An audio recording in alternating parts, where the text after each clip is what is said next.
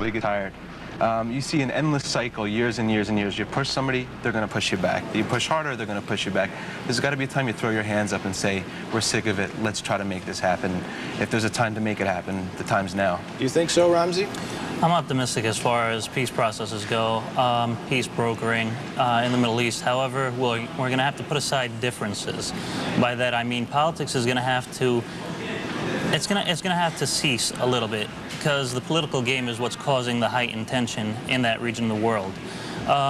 Being that we're at a point in time where we are desperately in need of peace in that region, we're going to have to broker a deal where not only do the Palestinians, as we have seen time and time again, the media has said that the Palestinians need to call a ceasefire. We have to also as well invoke an equal ceasefire on the Israeli part of it. Is Yasser Arafat still the leader to make this happen, or to help make this happen? Yasser Arafat has always been the leader to make this happen, and I don't see anybody else as being as qualified as him. He has the best cabinet, as in my personal opinion, he has the best cabinet to do this and to go forth with this.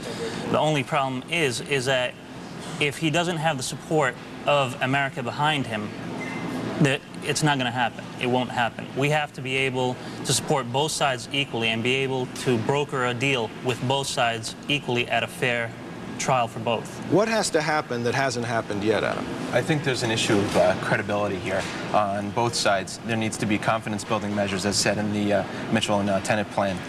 Both sides need to, again, get back to the table and trust each other. They're as far apart as they have been in a long time. And as a part of the recent actions on the military with the Area A and with the different suicide bombings and the shootings as of today, right, people are just sick and tired, and they need to start building trust between each other, and if they can't do that, you can't have partners at the table. Ramsey, fairly quickly, we talked a little bit about Yasser Arafat. Were you upset when he said no during President Clinton's marathon session at Camp David, where there actually was an Israeli proposal and Yasser Arafat sort of walked away from it? Well, there was a bit of disappointment, but at the same time, there had to be a bit of understanding in which Yasser Arafat had to deal with facing his countrymen and his countrymen's needs. Being that he had to do that, he wouldn't be a leader if he didn't.